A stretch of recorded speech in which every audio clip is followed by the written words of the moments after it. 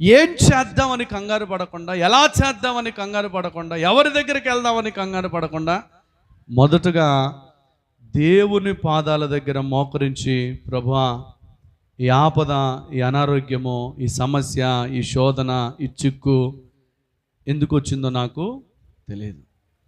దీంట్లో ఒకవేళ నా నిర్లక్ష్యం కానీ, నా అవిధేయత కానీ ఏదైనా ఉంటే దయచేసి నన్ను క్షమించి నీ సహాయాన్ని వేడుకుంటున్నాను తండ్రి నువ్వు మోకరించగలిగితే, ఎవరి పిల్లలైనా అంతే, తెలుసో తెలియకో, గ్రహపాటునో పొరపాటునో నీ జీవితంలో ఏదైనా ఒక పొరపాటు జరిగినప్పుడు దాని గురించి ఆలోచించి నీ బుర్ర పాడు చేసుకొని, నీ హృదయం పాడు చేసుకొని, చదవకుండా, పుస్తకం పట్టుకోకుండా, కాలేజీకి వెళ్ళకుండా ఖాళీగా తిరుగుతూ నీ జీవితం పాడు చేసుకునే దానికంటే ఏదైనా పొరపాటు జరిగినప్పుడు, ఉదాహరణ చెప్తాను చూడండి. దారిలో వెళ్తున్నాం, ఎవడో నీళ్ళు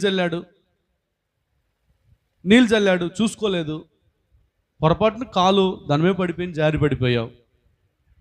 ఏం చేస్తావు? ఎవడురా ఇక్కడ నీళ్ళు చల్లింది అంటావా? వెనక్కి తిరిగి అంటావా?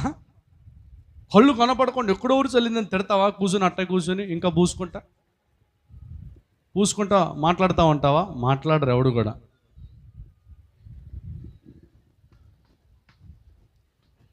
కొత్త ప్యాంటు ఏమనుకుంటా? దులుపుకొని నిలబడవా? ఆ నిలబట్టమే దేవుళ్ళో నిలబడటం. దేవునికి స్తోత్రం కలుగును గాక.